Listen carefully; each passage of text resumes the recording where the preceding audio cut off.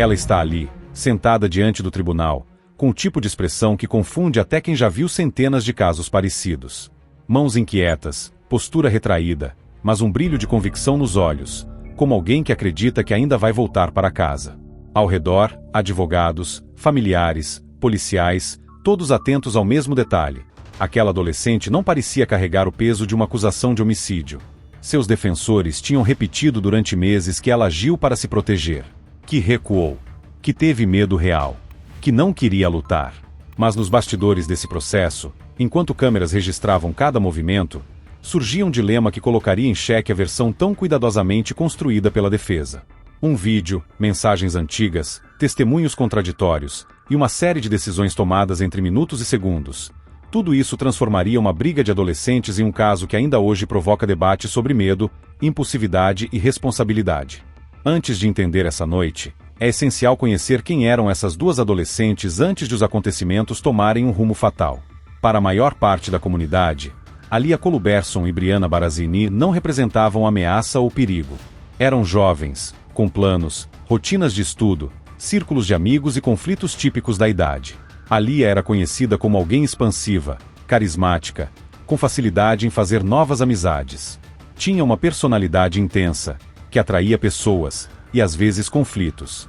Era querida pela família, cercada de apoio. Brianna possuía outra energia, mais reservada, mais discreta, sem grandes incidentes na vida escolar.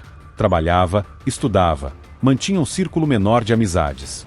Era vista como alguém disciplinada e até então, com um histórico irrepreensível. Mas dentro da relação que mantinha com Alia havia atrito, proximidade e ressentimentos que nunca foram resolvidos. Elas já tinham sido melhores amigas. Até que uma sucessão de conflitos e rupturas emocionais encerrou a amizade poucos meses antes da tragédia. O fato é, quando a noite de 26 de março de 2023 começou, nenhuma das duas imaginava que o encontro casual em uma loja mudaria o rumo de suas vidas. Brianna saiu de casa com uma amiga, passou horas conversando, andando pela cidade, em contato constante com o irmão por telefone.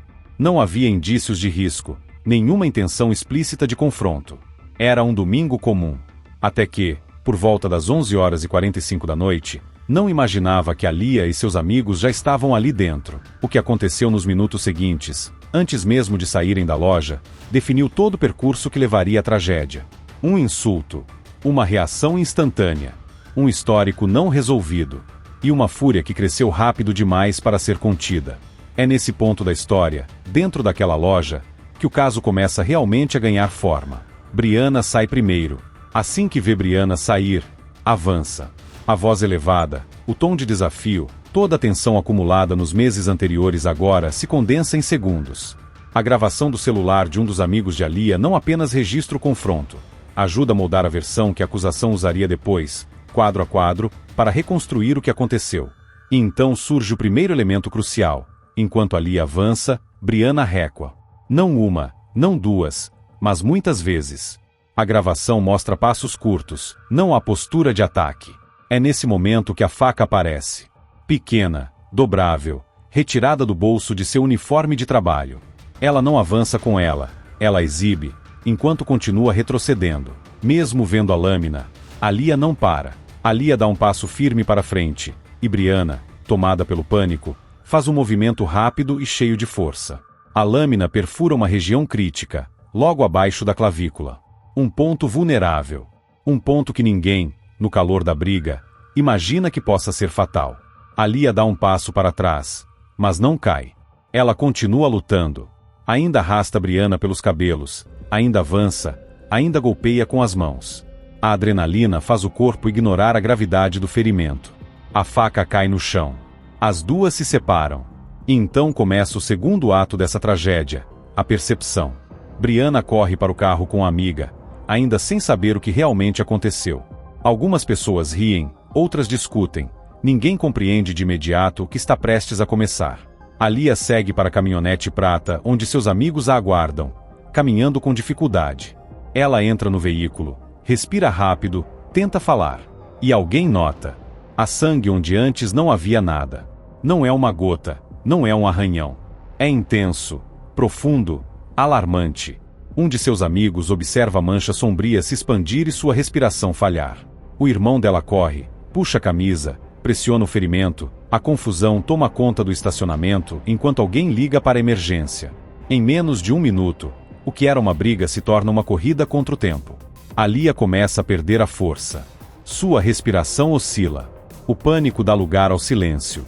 A noite comum de Columbus agora abriga um cenário que familiares jamais esqueceram. Enquanto isso, Brianna segue distante, sem imaginar que aquele único movimento já havia selado o destino de ambas. E quando os paramédicos chegam, percebem que a situação é crítica. A lesão é grave demais. O sangramento, intenso demais. Aquele minuto de impulsividade se tornou um ponto sem retorno. Enquanto os paramédicos lutavam para estabilizar a Lia no interior da ambulância, um segundo enredo começava a ganhar forma a quilômetros dali. Não havia sirenes, nem gritos, nem sangue no chão. Apenas uma sala silenciosa, iluminada por lâmpadas brancas, com uma cadeira de metal no centro e uma mesa simples. Era a sala de interrogatório onde Brianna Barazini aguardava o que viria pela frente. Ela não sabia, mas naquele exato momento os médicos já enfrentavam uma batalha quase perdida. A lesão perfurara uma área demasiado sensível. O sangue havia drenado rápido demais. No hospital, profissionais experientes se revezavam para tentar reverter o quadro, mas cada minuto que passava afastava a possibilidade de sobrevivência. Às 0h24 daquela madrugada, o diagnóstico final foi registrado. Uma adolescente de 17 anos não resistiu. Em outra sala, longe dali, a notícia caminhava na direção de Brianna, carregada por passos firmes de um detetive que já havia feito essa comunicação muitas vezes, mas nunca um rosto tão jovem. A partir daquele instante, tudo mudaria. A classificação jurídica, o tom da conversa, o rumo da vida de Brianna. Ela desabou. Não gritou, não levantou, não se exaltou. Apenas deixou o corpo ceder ao peso da informação. A sensação de que tudo aquilo poderia ser apenas uma lesão séria desapareceu. A partir dali, não havia mais retorno. O detetive continuou. Ela estava oficialmente presa, sob acusação preliminar de homicídio. O caso seguiria para avaliação da promotoria. A palavra prisão quebrou qualquer traço de estabilidade no olhar de Brianna. Enquanto isso, do lado de fora, os policiais já tinham identificado seu endereço, recolhido o celular de uma testemunha com a gravação do confronto e apreendido as roupas que ela usava, ainda úmidas, encontradas na máquina de lavar. A narrativa da noite estava praticamente montada. O que faltava seriam as versões oficiais das testemunhas, cada uma oferecendo um ângulo diferente do mesmo evento. Para a família de Alia, o choque se misturava ao desespero e à revolta. A irmã gritava, agarrando-se nos policiais que tentavam contê-la. O irmão, marcado por experiências traumáticas pregressas, revivia feridas antigas enquanto tentava explicar aos agentes o que viu. A avó, a poucos quilômetros dali, receberia a notícia horas depois, iniciando um período de luto que se estenderia por meses, e que ainda hoje não encontrou alívio. Com o passar das horas, a narrativa jurídica começou a tomar forma. A promotoria interpretou os fatos de forma direta. Ali estava desarmada, e o uso da faca por parte de Brianna, em sua visão, era uma resposta excessiva. A defesa, por sua vez, montou sua estratégia posicionando Brianna como alguém acuada, que recuou várias vezes e só reagiu quando sentiu que não havia alternativa. Nos meses seguintes, audiências se sucederam, análises técnicas do vídeo foram conduzidas, perícias confirmaram a trajetória da lâmina e a profundidade do ferimento. O caso ganhou contornos que ultrapassavam o confronto em si e se tornaram objeto de debate sobre medo legítimo, impulsividade, responsabilidade penal juvenil e a linha tênue que separa a autodefesa de força desproporcional. Foi nesse período que um elemento crucial emergiu: as mensagens enviadas por Brianna cerca de uma semana antes da briga. Aquelas palavras mudaram o cenário jurídico. O conteúdo indicava que ela havia feito ameaças explícitas contra Lia, desafiando a alegação de que não tinha intenção prévia de confronto. Para a promotoria, isso sustentava uma narrativa de que o ferimento não foi apenas reação instintiva, mas decisão amplificada por irritação acumulada.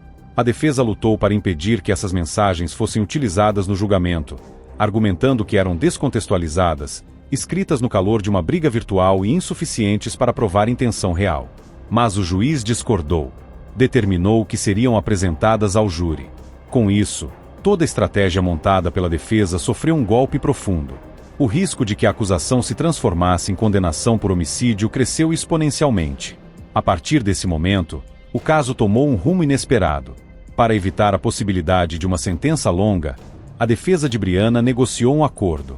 Em troca da confissão por um delito menor, homicídio culposo de nível 3, a promotoria abriria mão da acusação mais grave.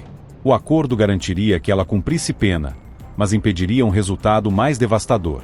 No dia da audiência de aceitação do acordo, Brianna entrou na sala de audiência com expressão neutra.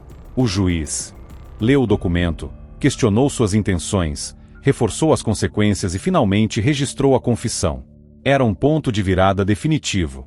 A partir dali, a discussão deixaria de ser culpa ou inocência e passaria a ser quantidade de punição. A promotoria pediu o limite máximo de 3 anos, alegando que, embora existissem sinais de que Brianna recuou e demonstrou medo, nada justificava o uso da faca. A defesa pediu uma pena menor, afirmando que ela não era uma pessoa violenta e que já carregaria a culpa para o resto de sua vida.